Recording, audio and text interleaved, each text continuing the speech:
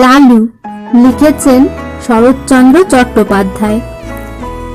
তার ডাক নাম ছিল লালু। ভালো নাম অবশ্য একটা ছিলই, কিন্তু মনে নেই।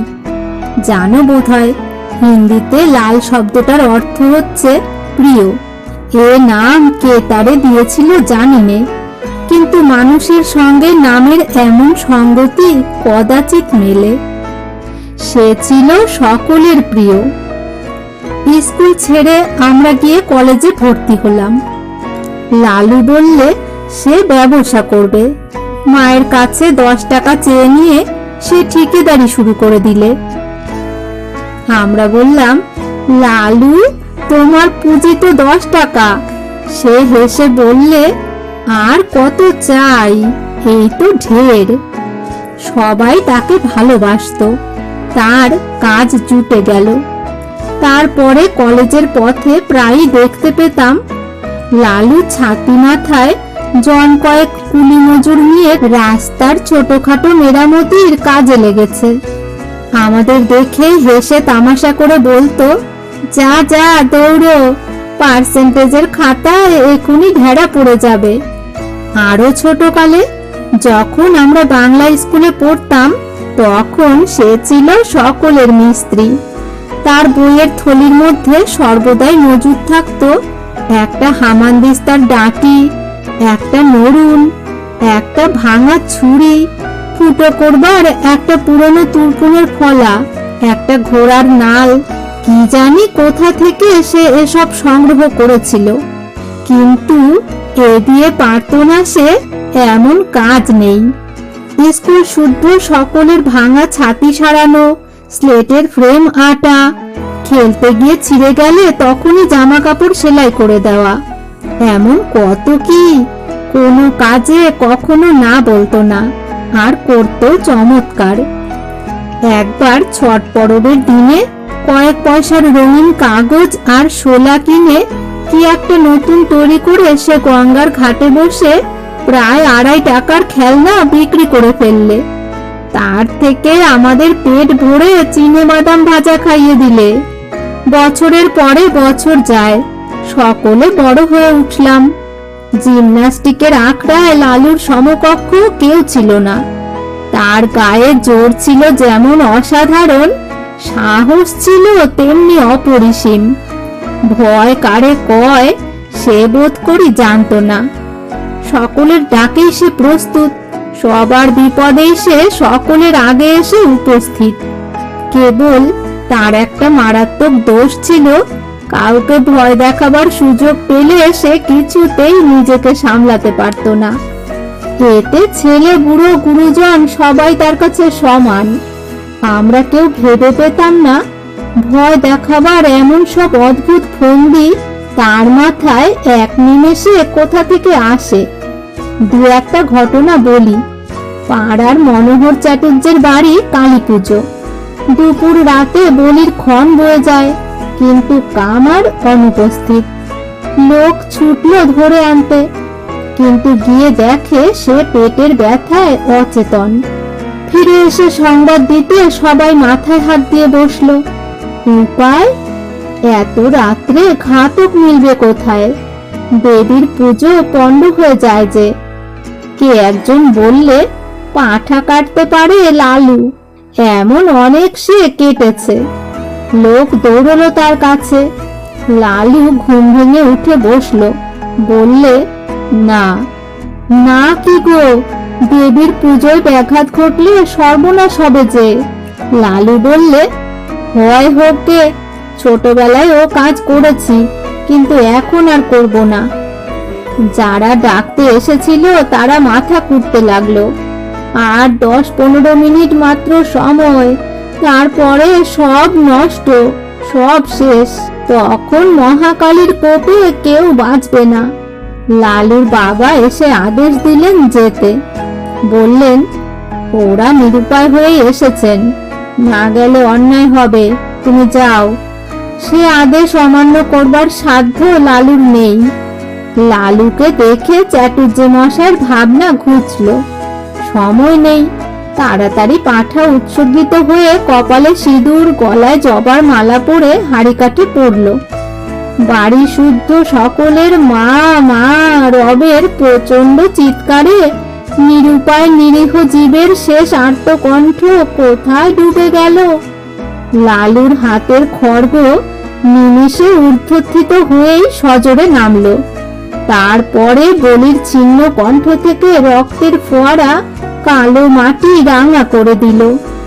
লালু ক্ষণকাল চোখ বুজে রইল। ক্রমশ ঢাক, ঢোল, কাশির সংমিশ্রণে বলির বিরাট বাজনা থেমে এলো। যে পাঁঠাটা অদূরে দাঁড়িয়ে কাঁপছিল, আবার তার কপালে চড়ল সিঁদুর, গলায় দুলল রাঙা মালা। আবার সেই হাঁড়ি কাঠ, সেই ভয়ঙ্কর অন্তিম আবেদন, সেই বহু কণ্ঠের সম্মিলিত মা মা ধ্বনি। আবার লালুর রক্তমাখা খাড়া উপরে উঠে চক্ষের পলকে নিচে নেমে এলো। পশুর দ্বিখণ্ডিত দেহটা ভূমিতলে বার কয়েক হাত পা আঁচড়ে কি জানি কাকে শেষ নালিশ জানিয়ে স্থির হলো। তার কাটা গলার রক্তধারা রাঙা মাটি আরো খানিকটা রাঙিয়ে দিলে। ঢুলিরা উন্মাদের মতো ঢোল বাজাচ্ছে। উঠানে ভিড় করে দাঁড়িয়ে বহু লোকের বহু প্রকারের কোলাহল। সুমুখের বারান্দায় কার্পেটের আসনে বসে মনোহর চাটুর্যে মুদ্রিত নেত্রে ইষ্টনাম জপে রত। অকস্মাৎ লালু ভয়ঙ্কর একটা হুঙ্কার দিয়ে উঠল। সমস্ত শব্দ সারা গেল থেমে। সবাই বিস্ময়ে স্তব্ধ। এ আবার কি? লালুর অসম্ভব বিস্ফারিত চোখের তারা দুটো যেন ঘুরছে। চেঁচিয়ে বললে, আর পাঠা কই? বাড়ির কে একজন ভয়ে ভয়ে জবাব দিলে, আর তো পাঠা নেই, আমাদের শুধু দুটো করে বলি হয়। লালু তার হাতের রক্তমাখা খাড়াটা মাথার উপরে বারদুই ঘুরিয়ে ভীষণ কর্কশ কণ্ঠে গর্জন করে উঠল, নেই পাঠা, সে হবে না, আমার খুন চেপে গেছে। তাও পাঠা, নইলে আজ আমি যাকে পাবো ধরে নরবলি দেব। মা মা, জয় কালী বলেই একটা মস্ত লাফ দিয়ে সে হাঁড়ি কাঠের এদিক থেকে ওদিক গিয়ে পড়ল। তার হাতের খাড়া তখন বন বন করে ঘুরছে। তখন যে কাণ্ড ঘটল ভাষায় বর্ণনা করা যায় না। সবাই একসঙ্গে ছুটল সদর দরজার দিকে। কাছে লালু ধরে ফেলে। পালাবার চেষ্টায় বিষম ঠেলাঠেলি হুড়োমুড়িতে সেখানে যেন দক্ষ যজ্ঞের ব্যাপার বেঁধে গেল। কেউ পড়েছে গড়িয়ে, কেউ হামাগুড়ি দিয়ে, কারো পায়ের ফাঁকের মধ্যে মাথা গলিয়ে বেরোবার চেষ্টা করছে, কারো গলা কারো বগলের চাপের মধ্যে পড়ে দম আটকাবার মতো হয়েছে। একজন আরেকজনের ঘাড়ের উপর দিয়ে পালাবার চেষ্টায় ভিড়ের মধ্যে মুখ থুবড়ে পড়েছে। কিন্তু এসব মাত্র মুহূর্তের জন্য। তারপরে সমস্ত ফাঁকা। লালু গর্জে উঠল, মনোহর চাটুর্যে কই? পুরুত গেল কোথায়? পুরুত রোগা লোক, সে গন্ডগোলের সুযোগে আগে গিয়ে লুকিয়েছে প্রতিমার আড়ালে। গুরুদেব কুশাসনে বসে চণ্ডীপাঠ করছিলেন। তাড়াতাড়ি উঠে ঠাকুর দালানের একটা মোটা থামের পিছনে গা ঢাকা দিয়েছেন। কিন্তু বিপুলায়তন দেহ নিয়ে মনোহরের পক্ষে ছুটাছুটি করা কঠিন। লালু এগিয়ে গিয়ে বাঁ হাতে তার একটা হাত চেপে ধরলে, বললে, চলো, হাঁড়ি কাঠে গিয়ে গলা দেবে। একে তার বজ্র মুষ্টি, তাতে ডান হাতে খাড়া। ভয়ে চাটুর্যের প্রাণ উড়ে গেল। কাঁদো কাঁদো গলায় মিনতি করতে লাগলেন, লালু, বাবা স্থির হয়েছে দেখো, আমি পাঠা নই, মানুষ। আমি সম্পর্কে তোমার জ্যাঠা মশাই হই বাবা। তোমার বাবা আমার ছোট ভাইয়ের মতো। সে জানি নে, আমার খুন চেপেছে। চলো, তোমাকে বলি দেব, মায়ের আদেশ। চাটুর্যে টুকরে কেঁদে উঠলেন, না বাবা, মায়ের আদেশ নয়, কখনো নয়, মা যে জগৎ জননী। লালু বললে, জগৎ জননী, সে জ্ঞান আছে তোমার? আর দেবে পাঠা বলি? ডেকে পাঠাবে আমাকে পাঁঠা কাটতে, বলো।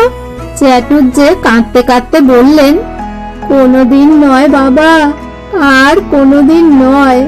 মায়ের সুমুখে তিন সত্যি করছি, আজ থেকে আমার বাড়িতে বলি বন্ধ। ঠিক তো? ঠিক বাবা, ঠিক। আর কখনো না, আর কখনো না। আমার হাতটা ছেড়ে দাও বাবা, একবার পায়খানায় যাব। লালু হাত ছেড়ে দিয়ে বললে, আচ্ছা যাও, তোমাকে ছেড়ে দিলাম, কিন্তু পুরুত পালালো কোথা দিয়ে? গুরুদেব সে কই? এই বলে সে পুনশ্চ একটা হুঙ্কার দিয়ে লাফ মেরে ঠাকুর দালানের দিকে অগ্রসর হতেই প্রতিমার পিছন ও থামের আড়াল হতে দুই বিভিন্ন গলার ভয়ার্ত ক্রন্দন উঠল। সরু ও মোটায় মিলিয়ে সে শব্দ এমন অদ্ভুত ও হাস্যকর যে লালু নিজেকে আর সামলাতে পারলে না। হা হা হা করে হেসে উঠে দুম করে মাটিতে খাড়াটা ফেলে দিয়ে এক দৌড়ে বাড়ি ছেড়ে পালালো। তখন কারো বুঝতে বাকি রইল না খুন চাপা টাপা সব মিথ্যে, সব তার চালাকি। লালু শয়তানি করে এতক্ষণ সবাইকে ভয় দেখাচ্ছিল। মিনিট পাঁচেকের মধ্যে যে যেখানে পালিয়েছিল ফিরে এসে জুটল। ঠাকুরের পুজো তখনও বাকি, তাতে যথেষ্ট বিঘ্ন ঘটেছে এবং মহা হইচই কলরবের মধ্যে চ্যাটুজ্জে মশাই সকলের সম্মুখে বারবার প্রতিজ্ঞা করতে লাগলেন, ওই বজ্জাত ছড়াটাকে যদি না কাল সকালে ওর বাপকে দিয়ে 50 ঘা জুতো খাওয়াই তো আমার নামই মনোহর চ্যাটুজ্জে নয়। কিন্তু জুতো তাকে খেতে হয়নি। ভোরে উঠেই সে যে কোথায় পালালো, 7-8 দিন কেউ তার খোঁজ পেলে না। দিন 7 পরে একদিন অন্ধকারে লুকিয়ে মনোহর চ্যাটুর্যের বাড়িতে ঢুকে তার ক্ষমা এবং পায়ের ধুলো নিয়ে সে যাত্রা বাপের ক্রোধ থেকে নিস্তার পেলে। কিন্তু সে যাই হোক, দেবতার সামনে সত্য করেছিলেন বলে চ্যাটুর্যে বাড়ির কালী পুজোয় তখন থেকে পাঁঠা বলি উঠে গেল।